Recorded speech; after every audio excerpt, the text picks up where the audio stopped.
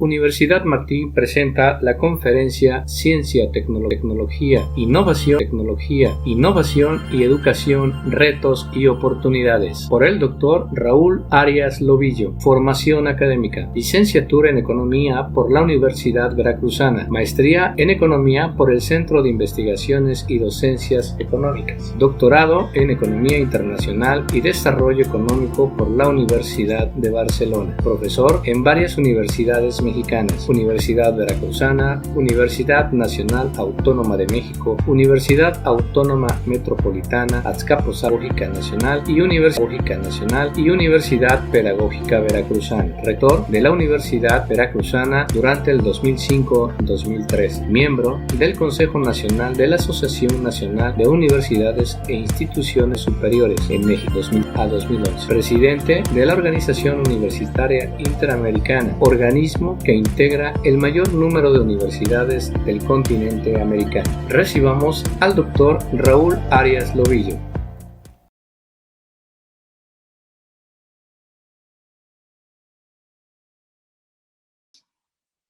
La siguiente.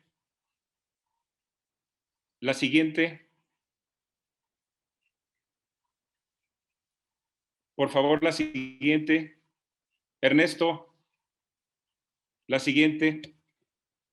Bueno, si hay un tema verdaderamente relevante hoy en el mundo, es el que nos ocupa precisamente esta tarde. Todos sabemos que la sociedad en el mundo está en una etapa que inicialmente se llamó la sociedad del conocimiento, la sociedad de la información, sociedad del conocimiento, y hoy estamos transitando claramente a una sociedad digitalizada. ¿Acaso ya no estamos en la sociedad del conocimiento? Claro que sí. La sociedad digitalizada no es más que la fase superior de la sociedad del conocimiento. Pero esto tiene muchos años atrás que se ha iniciado. Empecemos comentando que esto se caracteriza por una creciente globalización internacional de la producción, de las relaciones laborales, del comercio y, por supuesto, también de una globalización de la competencia entre países, empresas, etc. A esta globalización económica va aparejada una globalización cultural. Nacen códigos culturales globales y también, por supuesto, ya estamos enfrentando uno, hay enormes retos globales para toda la civilización humana. Solamente destaco el cambio climático, las epidemias transnacionales, la COVID fue la primera, problemas de corrupción y, por supuesto, el siempre problema de mantener la paz entre las distintas naciones. Hoy, esta sociedad de la información y el conocimiento, podemos decir que tiene características muy particulares. El conocimiento se produce más rápido que la capacidad de difundirlo, conocerlo y aplicarlo. La velocidad de cambio tecnológico es superior a la velocidad del cambio educativo. Eso es muy importante por las implicaciones que tiene precisamente para nuestras instituciones de educación superior. Todo el conocimiento ya está disponible. Podemos hablar de una ciencia abierta. Y hoy, un simple dato para que podamos darnos cuenta del momento en el que estamos. Hoy se produce más información en tan solo 2 días que toda la información que se produjo en los 2 milenios anteriores. La siguiente. Hay procesos sociales que están siendo impactados por ese proceso de globalización. Todos sabemos que hay mejoras sustantivas en la salud y en la esperanza de vida, pero a su vez eso trae problemas financieros para mantener los sistemas de pensiones en el mundo. Hay un envejecimiento generacional muy lento, y por lo tanto la generación actual podrá alcanzar vidas laborales 20 años más largas que mi generación, por ejemplo. La movilidad internacional es otra característica. Familias multinacionales, ciudadanos con 2 o 3 pasaportes, etc. ¿Cómo impacta esto al mundo laboral, que es muy importante? Hay una mayor competencia mundial, pero a su vez hay una escasez de talento humano en las nuevas formaciones. Hay nuevas modalidades de empleo, hay una inclusión de las mujeres en la vida laboral, hay una creciente microespecialización, hay que saber más, pero de menos, y hay que promover el trabajo en equipos multinacionales y esto debe de partir desde nuestras instituciones. Trabajar en equipo. La siguiente. La siguiente, por favor. Hay consecuencias educativas de todos estos procesos. No, a la anterior. Hay consecuencias educativas muy importantes, que son las siguientes, rápidamente. Hoy es necesario saber qué se tiene que aprender, qué metodologías utilizar, los lugares donde aprendemos, las motivaciones para aprender, la vigencia de los contenidos, las instituciones de aprendizaje, los modelos de acreditación, las habilidades que es necesario desarrollar, la investigación y los problemas comunes de nuestras regiones, países, entornos, con quiénes y de quiénes aprendemos. La siguiente. COVID nos vino a empujar por la fuerza a utilizar de manera creciente herramientas digitalizadas, pero vean cómo desde la UNESCO desde el 2011 estaba advirtiendo que las tecnologías digitales estaban cambiando a un ritmo creciente el modo en que las personas vivimos, trabajamos, socializamos y nos instruimos en todas partes del mundo. Nunca hicimos caso de esto, pero COVID fue, digamos, como la emergencia de un uso mundial de herramientas digitalizadas para pasar de formatos presenciales a formatos no presenciales. La siguiente, por favor. ¿Cómo podemos responder a las exigencias de la digitalización? Bueno, nunca utilizar las tecnologías digitales manteniendo inalterables los rasgos tradicionales. Segundo, la transformación digital no supone cambiar tecnologías solamente, sino cambiar de manera fundamental culturas educativas. Subrayo esto porque es particularmente importante. Esta es la clave de todo. Y en tercer lugar, la transformación digital debe ayudar a resolver problemas viejos no resueltos. La siguiente. La digitalización está transformando la educación superior en muchas regiones y países.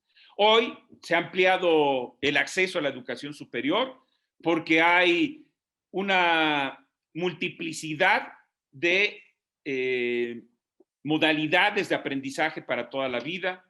Hay producción de materiales didácticos digitales, hipertextuales, MOOCs, que son otra alternativa.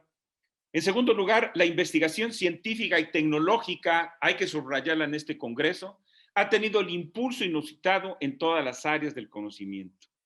Hoy, a partir de Big Data e inteligencia artificial, están revolucionando completamente el pensamiento científico y tecnológico en todas las áreas. Esto es particularmente importante porque la transformación va a la génesis misma del conocimiento. Por primera vez hay máquinas inteligentes, robots, que han superado la capacidad e inteligencia de los seres humanos. También hay diversas herramientas para apoyar el aprendizaje autónomo, tutorías, videoconferencias, foros virtuales, chats, etcétera.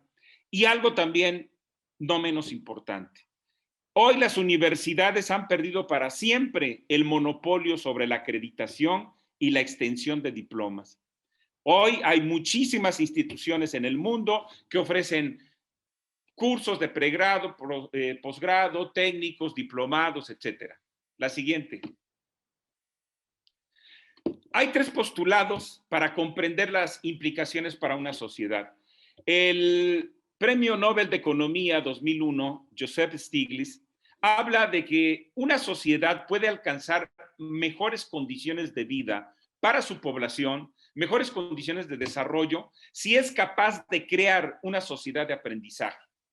Y se entiende, si estamos viviendo una época de enormes cambios científicos y tecnológicos, que hay de manera constante estar aprendiendo, reaprendiendo, etcétera, es evidente que la sociedad tiene que construir una sociedad del aprendizaje. Y por ello, este economista destaca que hoy día el principal factor que explica el desarrollo de los países es esa capacidad de aprendizaje. En segundo lugar, que la calidad de vida de las sociedades actuales es el resultado de los avances en el conocimiento y la tecnología. Y en tercer lugar, construir una sociedad de aprendizaje es el camino más corto para mejorar el bienestar de quienes viven en los países en vías de desarrollo como el nuestro. La siguiente. Urge, por lo tanto, que nuestras universidades contribuyan a formar el talento humano que requieren nuestros países, que generen nuevos conocimientos y que tengan la capacidad de distribuirlos socialmente. He repetido en muchas otras ocasiones que hoy, en el siglo XXI, la función más importante de una institución de educación superior no es la docencia, no es la investigación, sino distribuir socialmente el conocimiento. Y uno se pregunta, ¿y acaso ya la docencia no es importante? ¿Ya no es importante la investigación científica? No, no quiero decir esto. Quiero decir que de nada serviría si solo formamos talento humano a través de la docencia, si solo tenemos proyectos de investigación científicos, tecnológicos y los tenemos ahí, en la institución, en la universidad, en un tecnológico, etcétera. Lo importante es que los productos de ese talento humano, de esa investigación científica y tecnológica, pueda contribuir al desarrollo del entorno. Es decir, a través de su distribución social, la universidad tiene como principal función en el siglo XXI contribuir con los distintos sectores sociales a su propio desarrollo. En otras palabras, tenemos que contribuir a la construcción de sociedades del aprendizaje, como lo dice Joseph Stiglitz. La siguiente. ¿Qué necesitamos hacer? Pues hay que transformar el paradigma educativo que sigue desafortunadamente vigente. Hay que diversificar los espacios de aprendizaje para ampliar interacción entre estudiantes y profesores, y hoy las herramientas digitalizadas permiten esto. Hay que reconstruir los claustros de profesores. Hoy más que nunca los profesores son fundamentales. Si hay capacidad de renovación, si hay apoyo para la transformación cultural de nuestros académicos, evidentemente que estaremos avanzando muchísimo. En tercer lugar, hay que contribuir a la flexibilidad de currículos y trayectorias personalizadas de los estudiantes. En cuarto lugar, consolidar sistemas de tutoría hasta alcanzar formación personalizadas de nuestros estudiantes. Hay que diseñar sistemas educativos multimodales, es decir, programas que son presenciales, los podemos mover a una modalidad semipresencial, a distancia, completamente virtual, sincrónicos, asincrónicos, etcétera, etcétera, etcétera. Es decir, hay una gama enorme en donde lo mejor es construir un sistema multimodal que nos permita precisamente experimentar con nuestros programas absolutamente todo esto. Y finalmente, construir sistemas de aprendizaje permanente. Esto es particularmente hoy muy importante. La Organización Internacional del Trabajo, desde hace unos 15 años, decía que una persona que iniciaba en ese momento su vida productiva no iba solamente a asistir a un cambio unas 6 veces en su empleo, sino de formación profesional. Esto quiere decir que ya estudiar una licenciatura, un pregrado, no es suficiente para alguien que accede al mercado laboral. Las transformaciones en el mercado laboral van suponiendo que estos individuos cambien constantemente de capacidades, habilidades, destrezas y conocimiento en una determinada área. Por lo tanto, ¿qué tienen que hacer las universidades? Construir sistemas de aprendizaje permanente.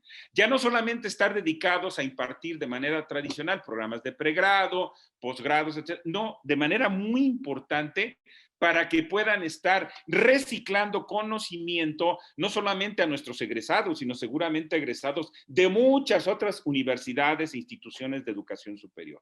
La siguiente, por favor.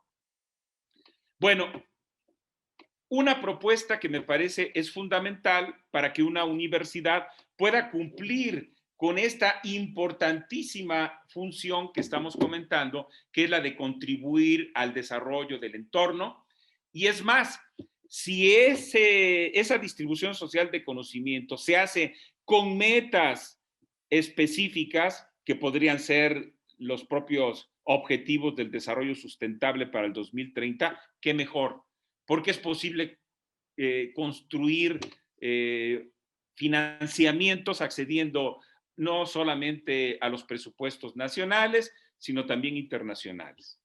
Bueno, ¿qué significa cambiar la vinculación con el entorno social? Pues tradicionalmente una institución no tenía necesidad mucho de vincularse con distintos sectores sociales. Hoy la clave es construir alianzas para enfrentar los retos de los que estamos comentando. A todo mundo le conviene que consigamos los objetivos del desarrollo sustentable. A todo mundo le conviene que podamos posicionar la competitividad de las pequeñas y medianas empresas, hacer más eficientes los distintos niveles de gobierno, hacer más competitiva una determinada zona, un municipio, una región, un estado, un país. Bueno, de eso se trata. Y por eso son fundamentales las alianzas entre empresas o con el gobierno, con organismos de la sociedad civil, etc. En ese contexto, hay que desarrollar sistemas de aprendizaje para toda la vida, que les digo que no solamente pueden estar orientados a nuestros egresados o a egresados de otras universidades, sino también hay que garantizar sistemas de aprendizaje para los trabajadores de distintas empresas, para los distintos niveles de gobierno. Una universidad puede constituir un centro de aprendizaje muy importante, y lo otro que ya hablamos, que es la construcción de una sociedad de aprendizaje. Hay que conocer para ello las necesidades de formación de todos los empleadores. Hay que contribuir a crear una cultura digital para diversos sectores sociales. Esto último, pues ya lo sufrimos justamente con la pandemia de COVID. Muy pocas gentes, muy pocas personas estaban capacitadas para el manejo de herramientas digitalizadas y tuvieron que hacerlo de la noche a la mañana, trabajando en sus casas, apoyando a sus hijos para su propia educación, etcétera, para comprar y vender a través de herramientas digitalizadas. Y ese va a ser el mundo futuro. Hoy, la riqueza y la pobreza está dividida entre los individuos que acceden o no acceden a las herramientas digitalizadas. Por lo tanto, de esta sociedad del aprendizaje que hay que construir, pues evidentemente que uno de los objetivos prioritarios es contribuir a crear esa cultura digital para toda la población, para todos los sectores sociales. La siguiente. Ese es el esquema justamente que estamos comentando y que impacta a la educación, a un intercambio de conocimientos, la investigación que decimos a partir de la aceleración e incorporación de dos herramientas digitalizadas como son la inteligencia artificial y Big Data, están transformando absolutamente todo el campo científico y tecnológico en el mundo. Inclusive, yo diría que ya ni siquiera nos da el calificativo para hablar de una época de constantes cambios científicos y tecnológicos. Yo diría que más bien lo que estamos viviendo verdaderamente es un cambio de época radical, completamente diferente. El mundo no volverá a ser como tal vez lo era en febrero del año 2020. El mundo seguirá cambiando, etcétera, etcétera. Una reflexión adicional, la siguiente, y que tiene que ver justamente con la situación que vivimos en el país. Desafortunadamente, y toda la exposición muy sintética y rápida que he hecho anteriormente, tiene que ver precisamente con las condiciones para cada región, para cada país, para enfrentar este enorme reto. El reto es contribuir precisamente al desarrollo de la calidad de vida de nuestros o de los habitantes de cualquier, no solamente de México, sino de cualquier región en el mundo, sobre todo en países como los nuestros, en América Latina. Y la clave es precisamente la inversión en ciencia, tecnología e innovación. Si no hacemos eso, pues evidentemente que estamos cancelando el futuro. Un futuro que decimos pasa necesariamente por desarrollar todo el conocimiento, toda una cultura digitalizada, y que esta no es más que la fase superior de la sociedad del conocimiento en la que vivimos.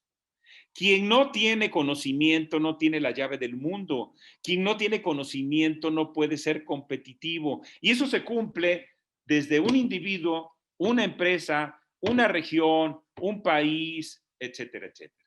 Por lo tanto, quiero reiterar que lo fundamental es que un país dedicara una gran parte de sus esfuerzos a crear las condiciones para tener una sociedad de aprendizaje y condiciones materiales. Fundamentalmente, inversión.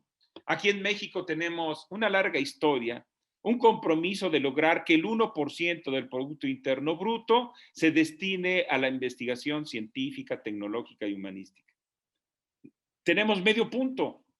No nos podemos comparar en ese sentido, ni tenemos las condiciones para desarrollar una ciencia propia. Esa es la verdad.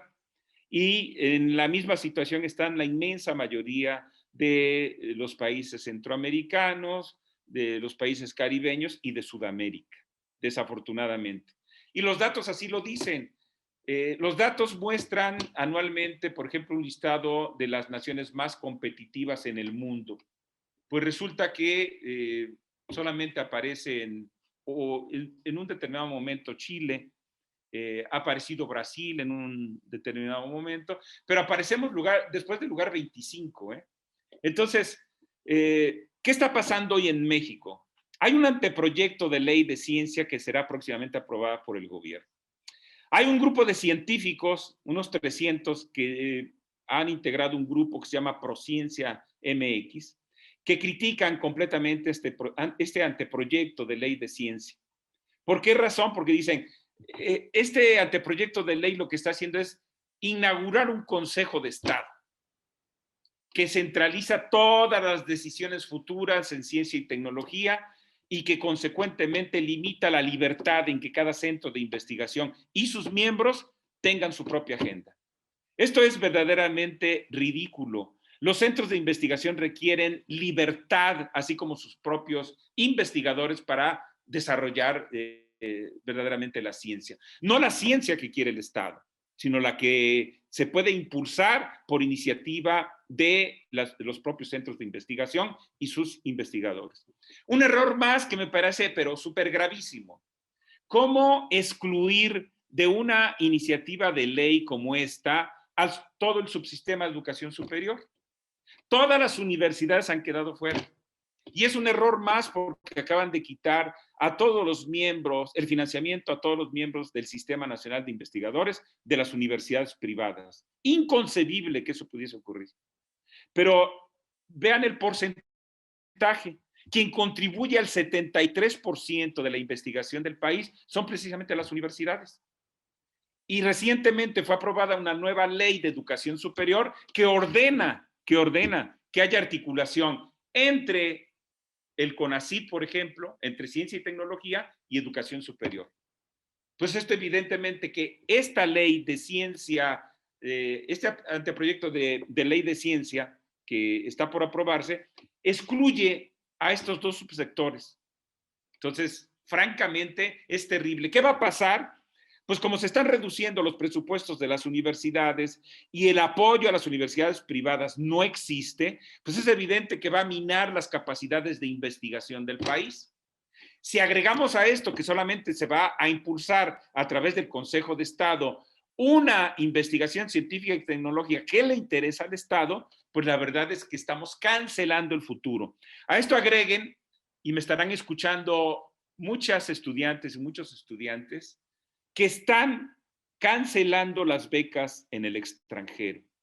Individuos como yo, que provengo de una familia sin recursos, tuve la oportunidad de hacer una maestría, la mejor maestría en economía que había en ese momento, y después ser becario para un programa de doctorado gracias a que había becas públicas. Hoy se están eliminando, estamos cancelando el futuro. Otras ocasiones he dicho que no hay mejor activo para distribuir en la sociedad con el propósito de reducir la enorme desigualdad social que el activo de la educación. Si a través de la educación motivamos y propiciamos los apoyos a las jóvenes y a los jóvenes, estamos verdaderamente redistribuyendo el ingreso, porque estamos distribuyendo un activo que no afecta derechos de propiedad. Finalmente, quiero destacar que con esta iniciativa de ley tampoco se está garantizando que haya un financiamiento estable, porque fíjense ustedes, el CONACYT, solamente el Consejo Nacional de Ciencia y Tecnología en México, este organismo solo tiene el 29% del presupuesto y el resto está distribuido en otras secretarías como Educación Pública, en la SEP. Si en este momento solamente el CONACYT va a centralizar todo esto, no estamos garantizando absolutamente nada. Estamos garantizando solamente su centralización. Y finalmente, la iniciativa de ley no tiene tampoco una perspectiva de género, lo cual es gravísimo. Hoy que las mujeres exigen una mayor participación, este grupo de destacados científicos mexicanos y científicas están justamente proponiendo que debe de haber una paridad de género en todas las comisiones y posibles órganos de gobierno. Bueno, no me gusta haber terminado con esto, pero la verdad es que hay una seria preocupación de la comunidad científica de México de lo que está pasando.